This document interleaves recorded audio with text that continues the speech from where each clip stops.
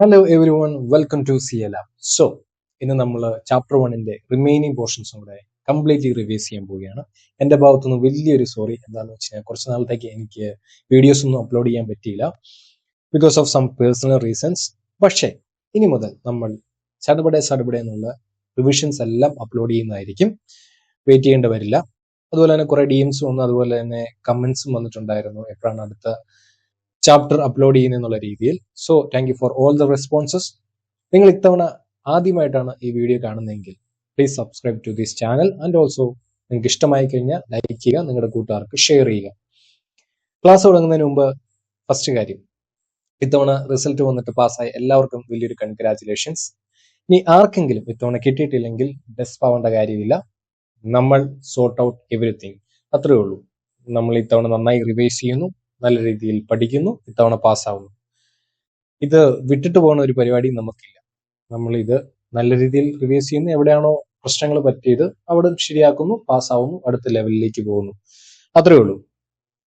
So ഇന്ന് നമ്മൾ ചെയ്യാൻ പോകുന്നത് ഏകദേശം ബെനിഫിറ്റ്സ് ഓഫ് ഓഡിറ്റ് എന്നുള്ള ഭാഗം വരെയാണ് നമ്മൾ പാർട്ട് 1-ൽ റിവൈസ് ചെയ്തത്.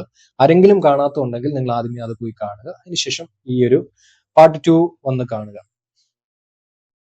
ആദ്യമേ തന്നെ പറഞ്ഞോട്ടെ, പാർട്ട് 2-ൽ ഇനി ഒരു 50% നിങ്ങൾക്ക് കാര്യങ്ങൾ മനസ്സിലാക്കാനുള്ള കാര്യങ്ങളാണ്. ഒരു ഇൻട്രൊഡക്ഷൻ മാത്രമേ ഉള്ളൂ. അതായത് ഫൈനലി നിങ്ങൾ പഠിക്കാൻ പോകുന്ന സാധനത്തിന്റെ ഒരു ഇൻട്രൊഡക്ഷൻ ആണ് ഇനി സെക്കൻഡ് ഹാഫിലുള്ളത്. അതിൻ്റെ അകത്ത് പഠിക്കേണ്ട ഏതൊക്കെയാണ്, കാണപ്പാടം പഠിക്കേണ്ട അല്ലെങ്കിൽ റിവൈസ് ചെയ്യേണ്ട ഭാഗങ്ങൾ ഏതൊക്കെയാണെന്നുള്ളത് ഞാൻ വഴിയെ പറയാം.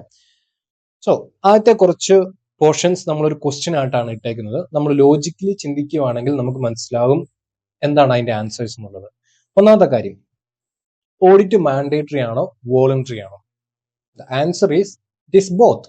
കാരണം ചില കാര്യങ്ങളിൽ, ചില സ്ഥലങ്ങളിൽ ഓഡിറ്റ് മാൻഡേറ്ററി ആണ്. എക്സാമ്പിൾ എന്താണ്? Statutory audit.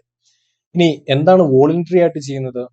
അതിന്റെ റീസൺ ഇത്രയേ ഉള്ളൂ. അതായത് നമ്മൾ ആദ്യത്തെ പാർട്ടിൽ പറഞ്ഞതുപോലെ തന്നെ ഓഡിറ്റ് എന്ന് പറഞ്ഞു കഴിഞ്ഞാൽ ഒരു വർഷത്തെ അല്ലെങ്കിൽ ഒരു സർട്ടൈൻ പീരീഡിന്റെ നമ്മൾ ചെക്ക് ചെയ്യുകയാണ്, എന്നിട്ട് നമ്മൾ ഒരു ഒപ്പീനിയൻ കൊടുക്കുകയാണ് ഇത് കറക്റ്റ് ആയിട്ടാണോ ചെയ്തിരിക്കുന്നത് എന്നുള്ള ഒരു കാര്യം.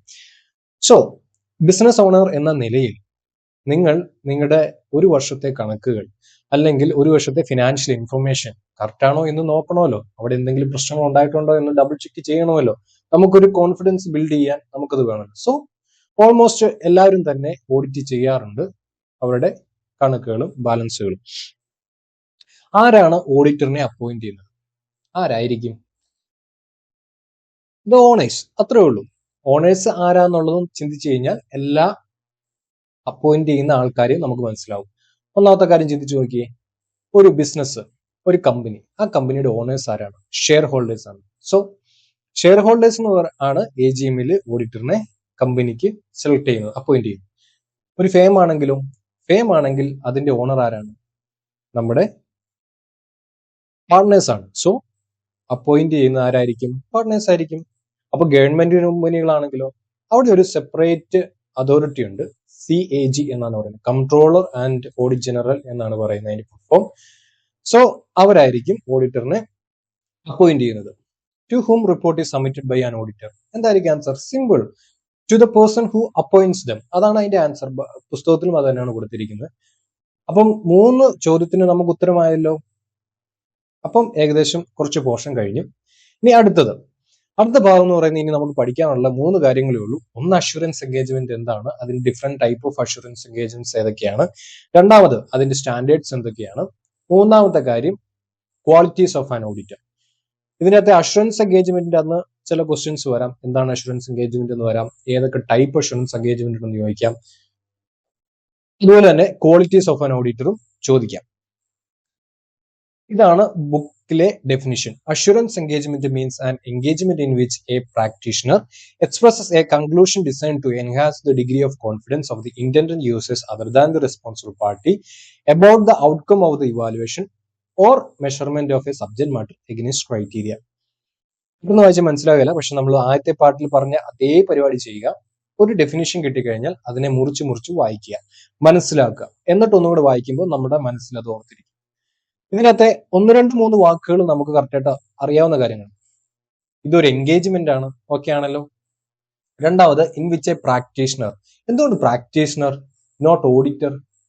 അതിന്റെ റീസൺ ആണ്. അതായത് പ്രാക്ടീഷണർ എന്ന് പറഞ്ഞു കഴിഞ്ഞാൽ ഈ അഷുറൻസ് എൻഗേജ്മെന്റ് എന്ന് പറഞ്ഞു കഴിഞ്ഞാൽ ഒരു ബ്രോഡ് ഏരിയ ആണ്, അല്ലെങ്കിൽ ബ്രോഡ് വേർഡ് ആണ്. അതില് ഇൻക്ലൂഡ് ചെയ്യുന്ന ഒരു ഭാഗമാണ് ഓഡിറ്റ് അല്ലെങ്കിൽ ഓഡിറ്റർ എന്ന് പറയുന്നത്. So auditor is A practitioner. മനസ്സിലായോ? എല്ലാ പ്രാക്ടീഷണേഴ്സും ഓഡിറ്റർ എന്ന് പറയാൻ പറ്റില്ല. സോ ഒരു പ്രാക്ടീഷണർ എക്സ്പ്രസ് എ കൺക്ലൂഷൻ, അതായത് നമ്മൾ ഓഡിറ്റിന്റെയും എൻഡ് പോയിന്റ് എന്താണ്?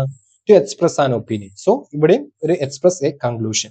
അപ്പൊ രണ്ട് കാര്യം ഓക്കെ ആണല്ലോ. ഓഡിറ്റർ ആണ് അല്ലെങ്കിൽ പ്രാക്ടീഷണർ ആണ് ചെയ്യുന്നത് എന്തിനു വേണ്ടിയാണ്? ഒരു കൺക്ലൂഷൻ അല്ലെങ്കിൽ ഒപ്പീനിയൻ കൊടുക്കാൻ വേണ്ടി. Design to enhance degree of confidence. ഇത് നമ്മൾ പഠിച്ചതാണ്. ഓഡിറ്റ് എന്തിനു വേണ്ടിയാണ്? അല്ലെങ്കിൽ അതിന്റെ റിസൾട്ട് എന്താണ്? ഈ ഇന്റന്റഡ് യൂസേഴ്സിന്റെ ഡിഗ്രി ഓഫ് കോൺഫിഡൻസ് കൂടും. അപ്പൊ മൂന്ന് കാര്യമായാലോ. ഇത്രയും ഭാഗം നമുക്ക് മനസ്സിലായി. Other than the responsible party. ഇവിടാണ് നമുക്ക് ചെറിയൊരു സംഭവം മനസ്സിലായി. എന്താണ് റെസ്പോൺസിബിൾ പാർട്ടി? അത് മനസ്സിലാക്കണമെങ്കിൽ അതിന്റെ ഡെഫിനേഷൻ ജസ്റ്റ് ഒന്ന് നോക്കുക. അതിന്റെ അത് എന്താണ് റെസ്പോൺസിബിൾ പാർട്ടി? ആ രണ്ടാമത്തെ ഭാഗം വായിക്കുന്നത്. Okay, this is responsible party. Okay, responsible party is responsible for preparation of subject matter. So എന്താണ് സബ്ജക്ട് മാറ്റർ?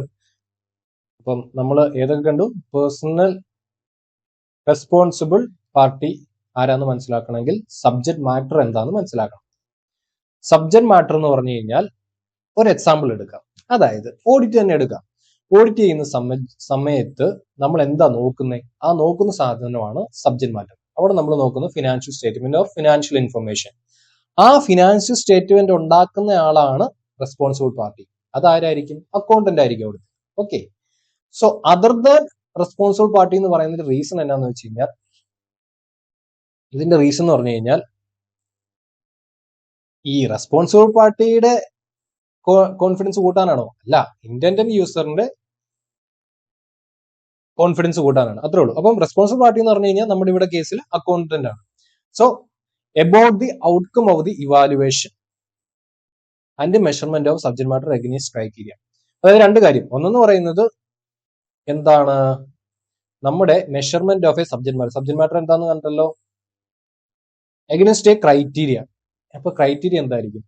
ഫോർ എക്സാമ്പിൾ, നമ്മളിപ്പോൾ ഒരു ഓഡിറ്റിന് വിടുകയാണ്, അല്ലെങ്കിൽ നമ്മൾ സർട്ടൈൻ കാര്യം നമ്മൾ ഏൽപ്പിച്ചിട്ട് വിടുകയാണ്. ഒരു ക്രെഡിറ്റേഴ്സ് നോക്കുക. ഇതിന്റെ അകത്ത് ക്രെഡിറ്റേഴ്സിന് എടുക്കുക. ക്രെഡിറ്റേഴ്സിന്റെ ഏജിങ് ചെയ്യണം നമ്മളോട് പറയുക.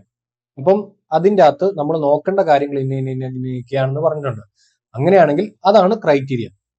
അതും ഇതിന്റെ സബ്ജക്ട് മാറ്റർ എന്തുവാ? ക്രെഡിറ്റേഴ്സ്. സോ ഇതുമായിട്ട് നോക്കിയിട്ട് എത്രയൊക്കെ ഡീവിയേഷൻ ഉണ്ട്, കറക്റ്റായിട്ട് എത്ര പോയിട്ടുണ്ട് എന്നൊക്കെ നോക്കുന്നു. അതിന്റെ ഔട്ട്കം എന്താന്ന് നമ്മൾ അവരോട് എന്ത് പറയുന്നു. അത് പറഞ്ഞു കഴിഞ്ഞാൽ എന്ത് സംഭവിക്കും? അവരുടെ ഈ സബ്ജക്ട് മാറ്ററിനുള്ള കോൺഫിഡൻസ് ഇൻക്രീസ് ചെയ്യും. സംഭവം ഓക്കെ അല്ലേ? അഷുറൻസ് എൻഗേജ്മെന്റ് എന്ന് പറഞ്ഞാൽ ഇത്രയേ ഉള്ളൂ. അതിന്റെ അകത്ത് ഓഡിറ്റ് മാത്രമല്ല, നമുക്ക് തരുന്ന ഏതൊക്കെ കാര്യങ്ങളാണെങ്കിലും സർവീസ് ആണെങ്കിലും അത് നമ്മളൊരു അഷുറൻസ് കൊടുക്കാനാണെങ്കിൽ അതിനെ അഷുറൻസ് എൻഗേജ്മെന്റ് എന്ന് വിളിക്കും. ഇത് സിമ്പിൾ ആയിട്ട് പറഞ്ഞേക്കുന്നതാണ്. പ്രാക്ടീഷണർ ഒപ്പീനിയൻ കൊടുക്കുന്നു about A specific information.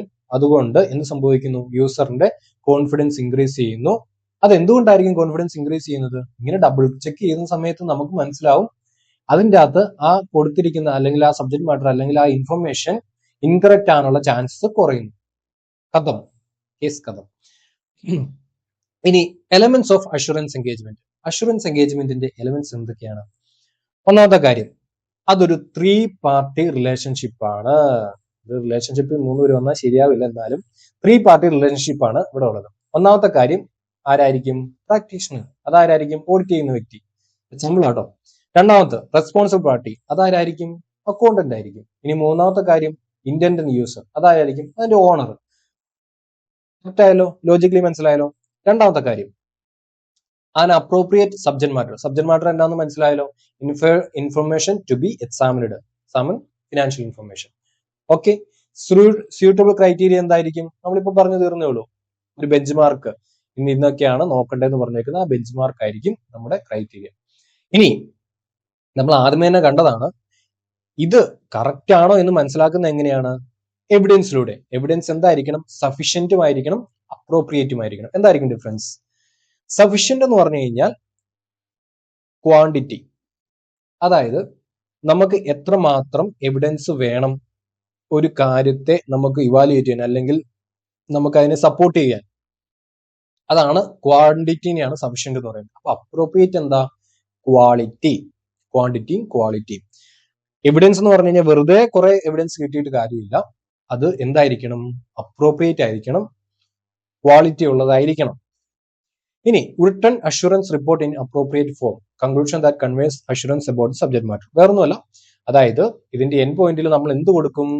ഓഡിറ്റിന്റെ കേസിലാണെങ്കിൽ audit report കൊടുക്കും. അതെന്തുവാണ്?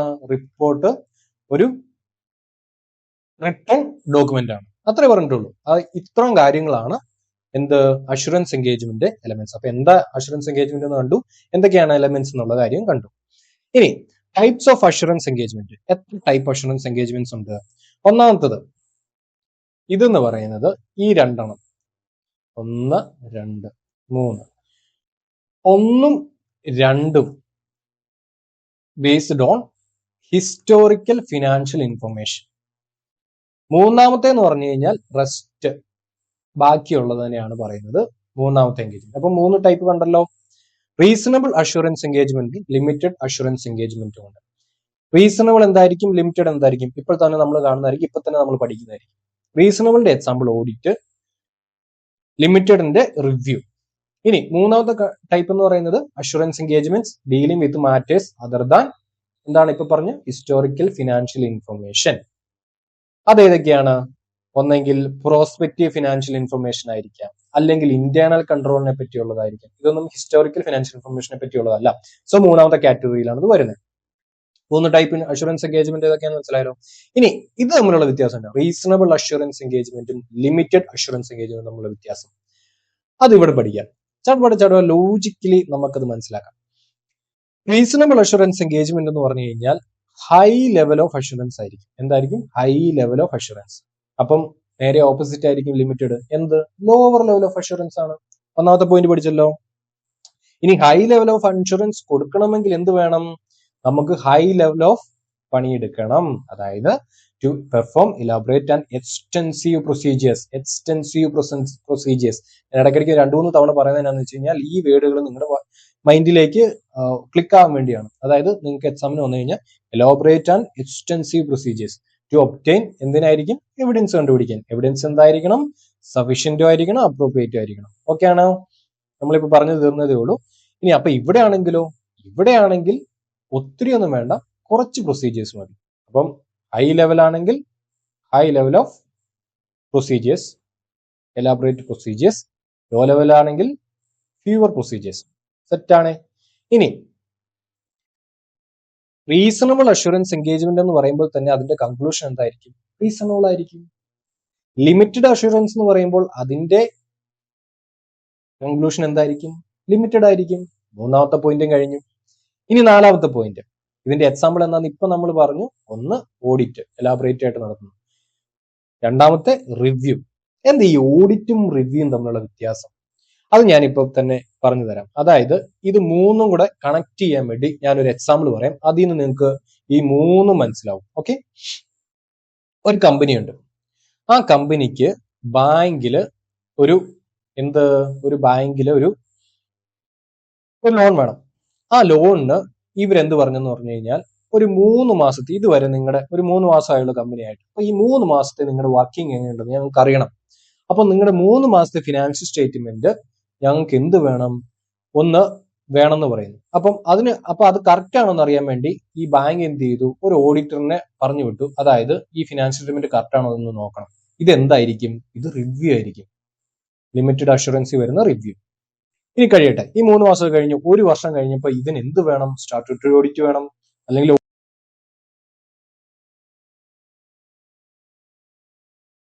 ആയിട്ടുള്ള എലാബറേറ്റീവ് പ്രൊസീജിയേഴ്സ് നടത്തി ഒരു കൺക്ലൂഷൻ നൽകണം. അതിനെന്ത് വേണം? ഓഡിറ്റ് നടത്തണം. അതെന്താണ്? Reasonable assurance engagement. രണ്ടും കിട്ടിയല്ലോ. അപ്പൊ ഇതെന്തായിരിക്കും? Assurance engagement dealing with matter other than historical financial information. For example, ഞങ്ങൾക്ക് ഈ 3 മാസത്തെ ഫിനാൻഷ്യൽ ഇൻഫർമേഷൻ, ഫിനാൻസ് സ്റ്റേറ്റ്മെന്റ് മാത്രം പോരാ. ഇനി കമ്പനി എങ്ങനെയാ വർക്ക് ചെയ്യുന്നത് ഞങ്ങൾക്ക് അറിയണം. അതുകൊണ്ട് നിങ്ങൾ എന്ത് ചെയ്യണം? ഒരു ഫോർകാസ്റ്റ് അല്ലെങ്കിൽ ഒരു ബഡ്ജറ്റഡ് ഫിനാൻഷ്യൽ സ്റ്റേറ്റ്മെന്റ് ഞങ്ങൾക്ക് ഉണ്ടാക്കി തരണം, ഒരു 6 മാസത്തെ എന്ന് ബാങ്ക് പറയുകയാണ്. ഇത് ഹിസ്റ്റോറിക്കൽ ഇൻഫർമേഷൻ ആണോ? അല്ല. ഫ്യൂച്ചറിൽ നടക്കാൻ പോകുന്ന കാര്യങ്ങളെ പറ്റി ഫ്യൂച്ചർ എവിഡൻസ് വെച്ച് നമ്മൾ പറയുന്ന കാര്യമാണ് ഇതിനെ നമ്മൾ എന്ത് പറയും? പ്രോസ്പെക്റ്റീവ് നാളത്തെ പറ്റി പോസിറ്റീവ് ഇൻഫർമേഷൻ എന്ന് പറയും. ഇങ്ങനെ ലഭിക്കുകയാണെങ്കിൽ ഇതിനെ നമ്മൾ എന്ത് പറയും? ഈ മൂന്നാമത്തെ കാറ്റഗറി. അപ്പൊ മൂന്ന് നിങ്ങൾക്ക് ചടപടെ മനസ്സിലായല്ലോ? ഓക്കെ അല്ലേ? നിങ്ങൾക്ക് ഇഷ്ടപ്പെട്ടു കഴിഞ്ഞാൽ ലൈക്ക് ചെയ്യണം, അതുപോലെ തന്നെ ഷെയർ ചെയ്യണം. അതുപോലെ തന്നെ ഈ അക്കൗണ്ട് പുതുതായിട്ട് സ്റ്റാർട്ട് ചെയ്തതാണ്. അപ്പം നിങ്ങളുടെ സപ്പോർട്ട് ഇല്ലാണ്ട് ഇത് മുന്നോട്ട് പോകത്തില്ല. സോ നിങ്ങളുടെ ഫ്രണ്ട്സിന് ഷെയർ ചെയ്യണം. ഇത് നമുക്കൊരു സർട്ടൈൻ ഫോളോവേഴ്സ് വന്നാൽ നമുക്ക് ലൈവ് വരാൻ പറ്റും. അങ്ങനെയാണെങ്കിൽ ഇടയ്ക്കൊക്കെ എനിക്കും ലൈവിൽ വന്നിട്ട് നമുക്ക് ഇന്ററാക്ട് ചെയ്ത് സംസാരിച്ച് പഠിക്കാൻ പറ്റും. അതുകൊണ്ട് ആ കാര്യത്തിൽ നിങ്ങൾ തുടക്കത്തിൽ ആദ്യമേ കാണുന്ന നിങ്ങളിലാണ് ഈ ഈ അക്കൗണ്ടിന്റെ വളർച്ച ഇരിക്കുന്നത്. സോ ഇപ്പൊ തന്നെ അത് ചെയ്യുക, മുന്നോട്ട് പോകാം. Assurance engage dealing with matters അതാണ് ഹിസ്റ്റോറിക്കൽ ഫിനാൻഷ്യൽ ഇൻഫർമേഷൻ. ഇപ്പൊ നമ്മൾ ഓൾറെഡി സംസാരിച്ചു കഴിഞ്ഞു. ഇനി അത് എങ്ങനെ ബുക്കിൽ എഴുതിയേക്കെന്ന് നോക്കാം. Such assurance may relate to prospective. നമ്മളിപ്പോ പറഞ്ഞല്ലോ prospective financial information, not to historic financial information. അത് നമുക്ക് ഇപ്പൊ മനസ്സിലായി. It may relate to providing assurance on Indian concern ഇന്ത്യനിറ്റി. ഞാൻ പറഞ്ഞായിരുന്നു PFI മാത്രമല്ല, എന്താണ് ഹിസ്റ്റോറിക്കൽ ഫിനാൻഷ്യൽ ഇൻഫർമേഷൻ അല്ലാത്ത എന്തിനെ പറ്റി, അതായത് ഇന്ത്യൻ അക്കൗണ്ടിനെ പറ്റി കഴിഞ്ഞാൽ അത് വരും. അപ്പൊ ആ 2 പോയിന്റും കിട്ടിയല്ലോ.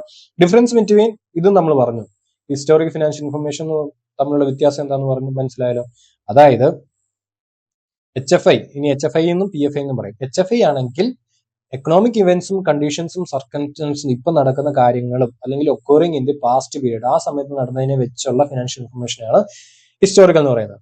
മറ്റേന്ന് പറയുന്നത് എന്താണ്? അസംഷൻസ് എപ്പോഴാണ് ഉണ്ടാകുന്നത്? നാളത്തെ പറ്റിയല്ലേ നമുക്ക് അസ്യൂം ചെയ്യാൻ പറ്റുള്ളൂ. അപ്പൊ assumptions of occurrence of future events and possible actions by an entity. Okay ആണല്ലോ.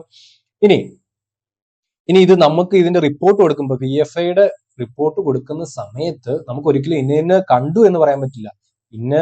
ഇത് തെറ്റാകാനുള്ള സാധ്യതയുള്ളതൊന്നും കണ്ടില്ല എന്നുള്ള ഒരു നെഗറ്റീവ് ഇതിലാണ് കൊടുക്കുന്നത്. അതായത് practitioner provides a report assuring that nothing has come to practitioner attention to suggest that these assumptions do not provide a reason basis for the projection. മനസ്സിലായല്ലോ?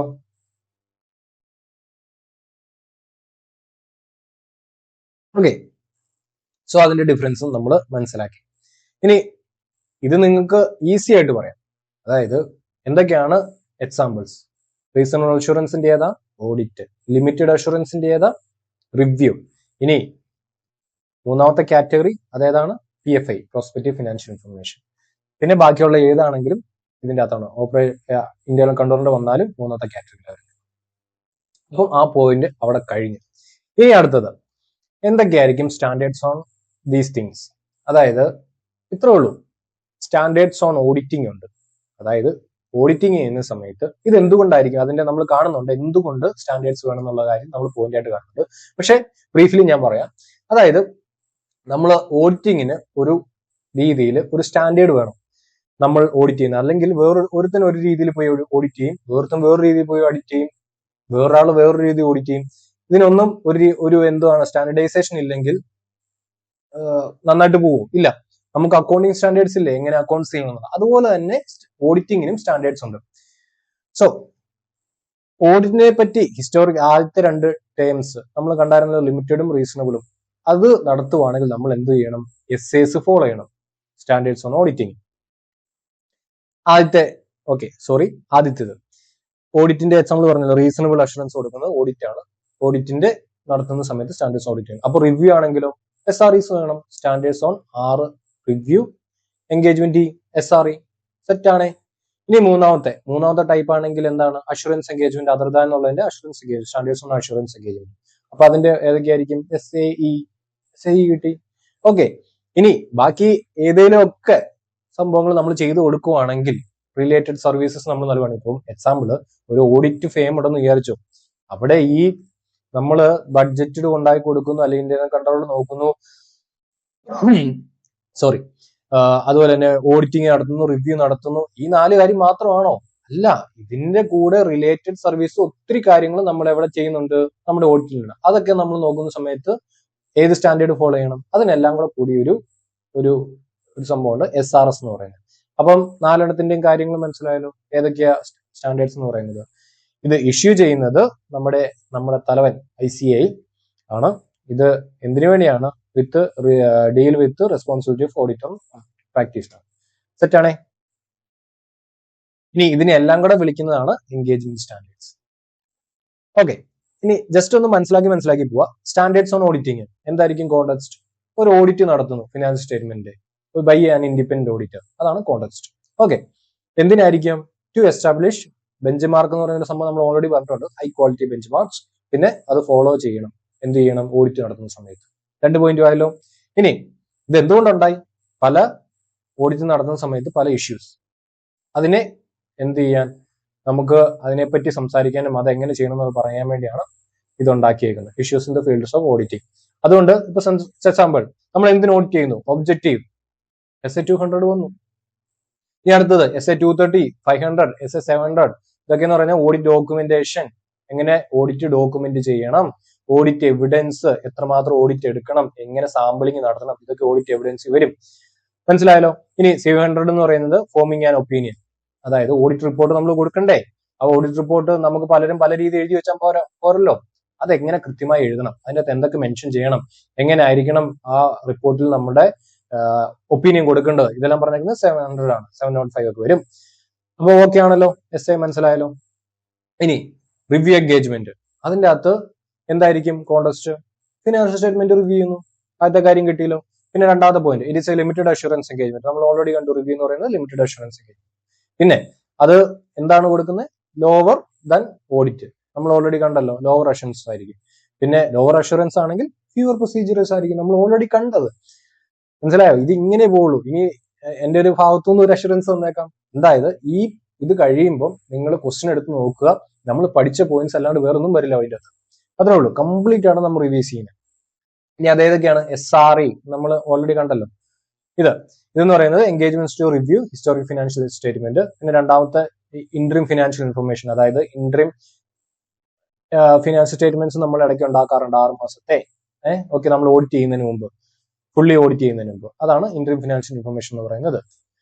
അടുത്തത് അഷുറൻസ് എൻഗേജ്മെന്റ്, അതായത് മൂന്നാമത്തെ കാറ്റഗറി വരുന്നത് ഓൾറെഡി പറഞ്ഞു, prospective financial information കണ്ടതാണേ. Okay, ഇനി compilation prof എന്ന് പറഞ്ഞു കഴിഞ്ഞാൽ വേറൊന്നുമില്ല, ഇവിടെ അക്കൗണ്ട്സ് ഒക്കെ നമ്മൾ കമ്പൈൽ ചെയ്ത് കൊടുക്കുന്നതിനാണ് പറയുന്നത്. അത് ഇതിന്റെ അകത്ത് തന്നെ പറഞ്ഞു. ഞാൻ ഓൾറെഡി പറഞ്ഞായിരുന്നല്ലോ, ആദ്യത്തെ 2 വരാത്തതെല്ലാം നമ്മൾ ഏതിൽ വരും? ഈ മൂന്നാമത്തെ കാറ്റഗറിയിൽ വരും. ഇനി ഇതെന്തൊക്കെയാ പറഞ്ഞേക്കെന്ന് നോക്കാം. Set A standard which apply in assurance again dealing with subject matters other than HFI. നമ്മൾ ഇതിങ്ങനെയാട്ടോ എഴുതണ്ടേ. അതായത് ഇത് രണ്ടും അല്ലാത്ത ഹിസ്റ്റോറിക് ഇൻഫർമേഷൻ, ഫിനാൻഷ്യൽ ഇൻഫർമേഷൻ അല്ലാത്ത കാര്യങ്ങളൊക്കെ ഇവിടെയാണ് വരുന്നത്. അതൊന്നും കൂടി എടുത്തു പറഞ്ഞേക്കുന്നു.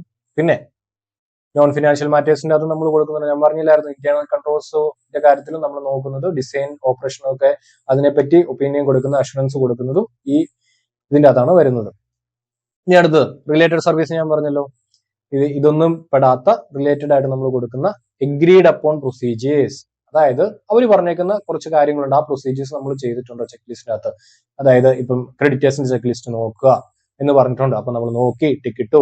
ഇനി ക്രെഡിറ്റേഴ്സിന്റെ അകത്ത് നമ്മുടെ ഇപ്പോഴും കറക്റ്റ് ആയിട്ട് ഫണ്ട് തരുന്നവർ ആരൊക്കെയാണ്, ടൈമിൽ തരുന്നവർ എന്ന് നോക്കുക നമ്മളോട് പറഞ്ഞിട്ടുള്ള എഗ്രീഡ് അപ്പോൺ പ്രൊസീജിയേഴ്സ് നമ്മൾ നോക്കി. ഇതാണ് ഈ കമ്പൈലേഷൻ എൻഗേജ്മെന്റ്സും ഇതിന്റെ അകത്താണ് വരുന്നത്. അതായത് പലത് കമ്പൈൽ ചെയ്ത് അക്കൗണ്ട്സ് കമ്പൈൽ ചെയ്യണമെങ്കിൽ ഇതിന്റെ അകത്താണ് വരുന്നത്. അതിന്റെ എക്സാമ്പിൾസ് 2 തന്നിട്ടുണ്ട്. ഒന്നെന്ന് പറയുന്നത് SRS, engagement to perform agreed upon procedures. പിന്നെ കമ്പൈലേഷൻ എൻഗേജ്മെന്റ് എന്താന്ന് പറഞ്ഞല്ലോ ഓൾറെഡി. ഇനി ഇതെന്തോ ഇത് സ്റ്റാൻഡേർഡ്സ് ഓൺ ക്വാളിറ്റി കൺട്രോൾ. ഇത് വേറൊന്നുമല്ല, ഇത്ര നേരം നമ്മൾ പഠിച്ചത്, നമ്മൾ ഒരു ഓഡിറ്റ് ചെയ്യുമ്പോൾ അല്ലെങ്കിൽ റിവ്യൂ ചെയ്യുമ്പോൾ ഒരു കാര്യം നോക്കുന്ന സമയത്ത് അതെങ്ങനെ നോക്കണം എന്നുള്ള സ്റ്റാൻഡേർഡ് ആണ് നമ്മൾ ഇത്ര നേരം കണ്ടത്. ഇനി കാണാൻ പോകുന്ന SQC എന്ന് പറയുന്നത് എന്താന്ന് വെച്ച് കഴിഞ്ഞാൽ, ഈ നോക്കുന്നവരുണ്ടല്ലോ അവരുടെ ഫെയിമിലും ഒരു സ്റ്റാൻഡേർഡ് വേണ്ടേ. അതായത് ആർട്ടിക്കിൾസ് എങ്ങനെയായിരിക്കണം, CA-കാരെങ്ങനെയായിരിക്കണം, അവർക്ക് എന്തൊക്കെ ചെയ്യാൻ പറ്റണം, എങ്ങനെയൊക്കെ അവിടെ ക്വാളിറ്റി മെയിൻറ്റെയിൻ ചെയ്യാൻ പറ്റണം, അതിനൊക്കെ ഏതൊക്കെ സംഭവങ്ങൾ, ഏതൊക്കെ ഡോക്യുമെന്റ് ചെയ്ത് വെക്കണം, ഇതൊക്കെ വേണ്ടേ. ഇതിനുള്ള സംഭവമാണ് SQC. അതായത് ഇത് വായിക്കാം നമുക്ക്. SQC എന്ന് പറഞ്ഞാൽ have been issued to establish standards and provide guidance. Okay, ഗൈഡൻസും സ്റ്റാൻഡേർഡ്സും regarding firms responsibility for its system of quality control, for the conduct of audit and review of historic financial information and for other assurance related to service. അതായത് ഒന്നാമത്തെ, രണ്ടാമത്തെ, മൂന്നാമത്തെ, നാലാമത്തെ, ഇത്ര 4 മുമ്പ് കണ്ടായിരുന്നല്ലോ. ആ 4 കാര്യത്തിന്റെ കണ്ടക്ട് ചെയ്യുന്ന സമയത്ത് അത് നന്നായിട്ട് ചെയ്യണമെങ്കിൽ, ക്വാളിറ്റി മെയിൻറ്റെയിൻ ചെയ്യണമെങ്കിൽ ഫെയിം എന്തൊക്കെ കാര്യങ്ങൾ ചെയ്യണം എന്നുള്ള കാര്യമാണ് SQCയിൽ പറയുന്നത്. ഓക്കെ ആണ്.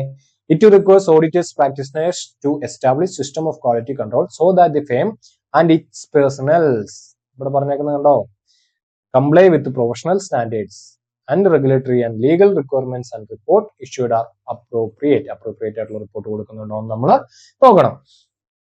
ഈ സാധനം എല്ലാ എൻഗേജ്മെന്റ് സ്റ്റാൻഡേർഡ്സിനും എന്താണ് ആപ്ലിക്കബിൾ ആണ്. അത്രയും കഴിഞ്ഞു. ഇനി വൈ സ്റ്റാൻഡേർഡ്സ്, എന്തിനായിരിക്കും സ്റ്റാൻഡേർഡ്സ്? ഇത് 4-5 പോയിന്റ് ഉണ്ട്, പക്ഷെ സിമ്പിൾ ആയിട്ട് ഞാൻ ഇതൊന്ന് ഓർത്തിരുന്നാൽ മതി. അതായത് standards ensure carrying out audit against established benchmark and par with global practice. ഒന്നാമത്തെ പോയിന്റ് എന്താ പറയുന്നത്? ഇവിടെ ഒരു ബെഞ്ച് ഇരിക്കുന്നത് കണ്ടോ, ആ ബെഞ്ചിന് മുകളിൽ ഒരു ഗ്ലോബ് ഇരിക്കുന്നത് കണ്ടോ, ഇതോർത്തെ ബെഞ്ചിന് മേൽ ഗ്ലോബ്. എന്തിനാണ്? ഒരു ബെഞ്ച് മാർക്ക് സെറ്റ് ചെയ്യുക. ആ സെറ്റ് ചെയ്യുന്ന ബെഞ്ച് മാർക്ക് ഗ്ലോബൽ പ്രാക്ടീസുമായിട്ട് കിടപിടിക്കുന്നതായിരിക്കണം. അതിനെന്ത് വേണം? നമ്മുടെ ഓഡിറ്റ് അത്രയും സ്റ്റാൻഡേർഡ് നിലനിർത്താൻ വേണ്ടി നമ്മൾ ഉണ്ടാക്കിയതാണ് സ്റ്റാൻഡേർഡ്സ്. ഒന്നാമത്തെ പോയിന്റ് ഓക്കെ ആണല്ലോ, benchmark, global practice, at par with global practice. രണ്ടാമത്തെ, standards improve quality of financial reporting thereby helping users to diligent decision. അതായത് എൻഡ് പോയിന്റ് എന്താണ്? Increase the confidence to make decisions. അപ്പം ഈ ഒരു കാര്യം, അതായത് improve quality എന്തിന്റെയാണ്? Financial റിപ്പോർട്ടിങ്ങിന്റെ. ഇനി താഴത്തെ ഒരെണ്ണം നോക്കിയേ, സ്റ്റാൻഡേർഡ്സ് എൻഷുർ ഓഡിറ്റ് ക്വാളിറ്റി. അപ്പൊ 2 ക്വാളിറ്റി ഇൻക്രീസ് ചെയ്യുന്നുണ്ട്. ഏതിന്റെയൊക്കെയാ? ഫിനാൻഷ്യൽ റിപ്പോർട്ടിങ്ങിന്റെയും ഓഡിറ്റിന്റെയും. ക്വാളിറ്റി ഇൻക്രീസ് ചെയ്യുന്നു. എന്തിന്റെയൊക്കെ? Audit, financial reporting. അപ്പൊ രണ്ടാമത്തെ പോയിന്റും 5ാമത്തെ പോയിന്റും ഒക്കെ ആയേ. 1, 2, 5. ഇനി 3, 4 മാത്രം. അത് ഇങ്ങോട്ട് നോക്കിയാൽ മതി. അതായത് സ്റ്റാൻഡേർഡ്സ് പ്രൊമോട്ട് യൂണിഫോമിറ്റി. യൂണിഫോമിറ്റി ഒരു ചേട്ടൻ നിൽക്കുന്ന കണ്ടോ, ഇതൊരു പോലീസുകാരനാണ്. പക്ഷെ ഇതിപ്പം തൽക്കാലം ഒരു അക്കൗണ്ടന്റ് ആയിട്ടോ ഓഡിറ്റർ ആയിട്ടോ സങ്കല്പിക്കുക. ഓക്കെ, യൂണിഫോമിറ്റി നിൽക്കുന്നു. അപ്പം standards promote uniformity. As audit of financial statement is carried out following these standards. രണ്ടാമത്തേത്, സ്റ്റാൻഡേർഡ്സ് എക്വിപ്പ് പ്രൊഫഷണൽ. നമ്മൾ ആരാണ്? പ്രൊഫഷണൽ. നമ്മൾ പ്രൊഫഷണൽ ചാർട്ടേഡ് അക്കൗണ്ടൻസി പഠിക്കുന്ന കുട്ടികൾ നാളെ പ്രൊഫഷണൽസ് ആകേണ്ട ആൾക്കാർ. അപ്പൊ പ്രൊഫഷണൽ ഓർത്തുന്നോ? പ്രൊഫഷണൽ. ഇതാരാ നിൽക്കുന്നത്? ഒരു പ്രൊഫഷണൽ ആണ്. യൂണിഫോമിറ്റി നിൽക്കുന്നു. അപ്പൊ 3ാമത്തെ പോയിന്റ് യൂണിഫോമിറ്റി. ഇനി പ്രൊഫഷണൽ അക്കൗണ്ടന്റ്, ഞാൻ ഓൾറെഡി പറഞ്ഞല്ലോ ഇത് അക്കൗണ്ടന്റ് ആണ്, പോലീസ് അല്ല, അക്കൗണ്ടന്റ് ആണ്. Professional accountants with professional knowledge. ഇതേ കത്തി നിൽക്കുന്ന ബൾബ് കണ്ടോ, പ്രൊഫഷണൽ നോളജ് ആണ് നിൽക്കുന്നത്, നോളജ് ആൻഡ് സ്കില്ല്. സോ ആദ്യത്തെ പോയിന്റ്, ഗ്ലോബൽ പ്രാക്ടീസുമായിട്ട് കിടപിടിക്കുന്ന ബെഞ്ച് മാർക്ക്. ഒന്നാമത്തെ കാര്യം. 2, 5 എന്തുവാണ്? ക്വാളിറ്റി ഇൻക്രീസ് ചെയ്യണം, ഓഡിറ്റിന്റെയും ഫിനാൻഷ്യൽ റിപ്പോർട്ടിംഗ്. 3, 4 എന്താണ്? ഇതൊരു പ്രൊഫഷണൽ അക്കൗണ്ടന്റ് ആണ്. അപ്പം professional standards equip professional accountants with professional knowledge and skill. പുള്ളി ഇട്ടേക്കുന്ന എന്താ? Uniform. So standards promote uniformity. പട്ടേ പഠിച്ചല്ലോ. ഈ ഒരു ഒരൊറ്റ കാര്യം മാത്രം ഓർത്തിരിക്കുക. നിങ്ങൾ ഈ സ്റ്റാൻഡേർഡ്സിന്റെ എന്തുകൊണ്ട് എന്നുള്ള ചോദ്യത്തിന് ഫുൾ മാർക്ക് മേടിക്കുന്നതായിരിക്കും. ഇനി ഇതെന്താ പറഞ്ഞേക്കുന്നത്?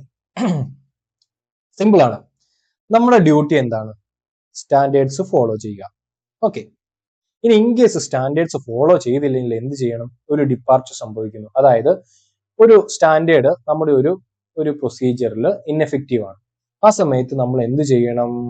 ഒരു ഓൾട്ടർനേറ്റീവ് പ്രൊസീജിയർ ചെയ്യണം. ഇനി ഈ ഓൾട്ടർനേറ്റീവ് പ്രൊസീജിയർ ചെയ്താൽ മാത്രം മതിയോ? ഈ ഓൾട്ടർനേറ്റീവ് പ്രൊസീജിയർ എന്താ ചെയ്തത്, എന്തുകൊണ്ട് ഡീവിയേഷൻ സംഭവിച്ചു, അതായത് ഇത് ചെയ്യേണ്ട വന്നു മറ്റേത് ചെയ്യാണ്ട്,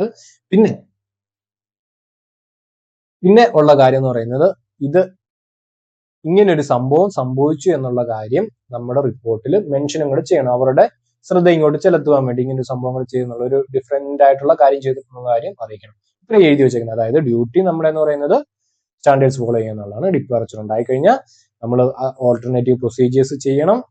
എന്ത് ചെയ്യണം? അത് റിപ്പോർട്ട് ചെയ്യണം. 5ാമത്തെ കാര്യം എന്താന്ന് വെച്ച് കഴിഞ്ഞാൽ, അങ്ങനെയാണെങ്കിൽ പിന്നെ ഒരു കാര്യം ചെയ്യാൻ പാടായത് കൊണ്ട് അത് ചെയ്യാണ്ട് നൈസായിട്ട് അടുത്ത ഓൾട്ടർനേറ്റീവ് പ്രൊസീജിയർ ചെയ്തിട്ട് ഇങ്ങനെ അങ്ങ് എഴുതി വെച്ചാൽ മതിയോ? പോരാ.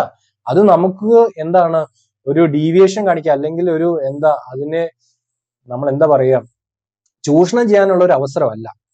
ഇങ്ങനെ ഒരു അവസരം വന്നാൽ എന്ത് ചെയ്യണം എന്നുള്ള ഒരു സാധ്യത അല്ലെങ്കിൽ ഒരു ഓപ്പർച്യൂണിറ്റി തന്നിട്ടൊന്നേ ഉള്ളൂ. അത് നമ്മൾ എന്ത് ചെയ്യാൻ പാടില്ല?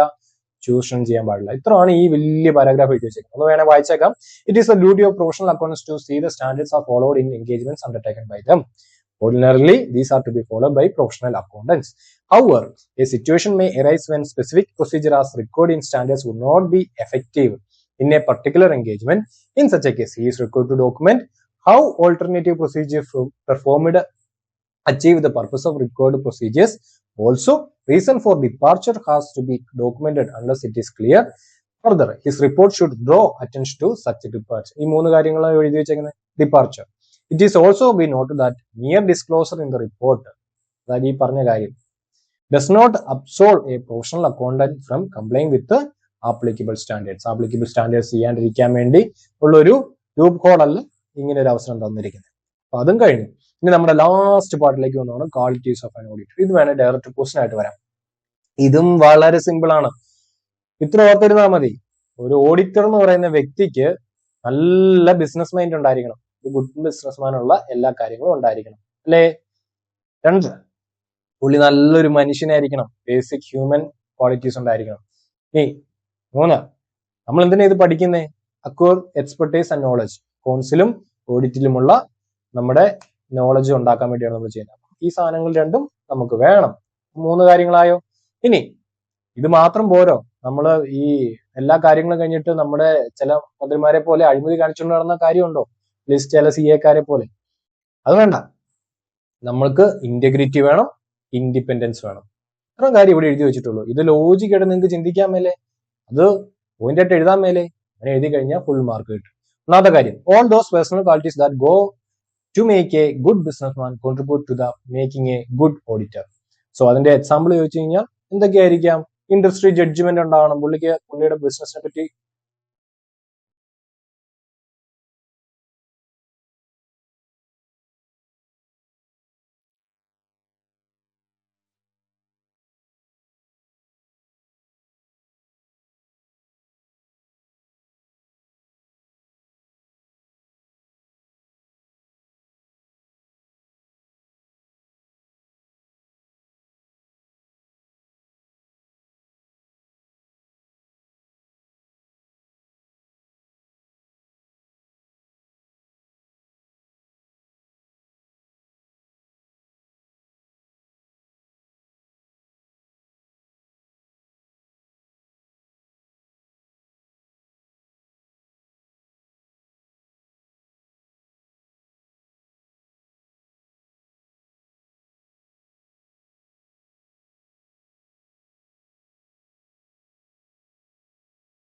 സോറി കേട്ടോ, കറണ്ട് പോയതാണ്, അല്ല ലാപ്ടോപ്പ് നിന്ന് പോയതാണ്.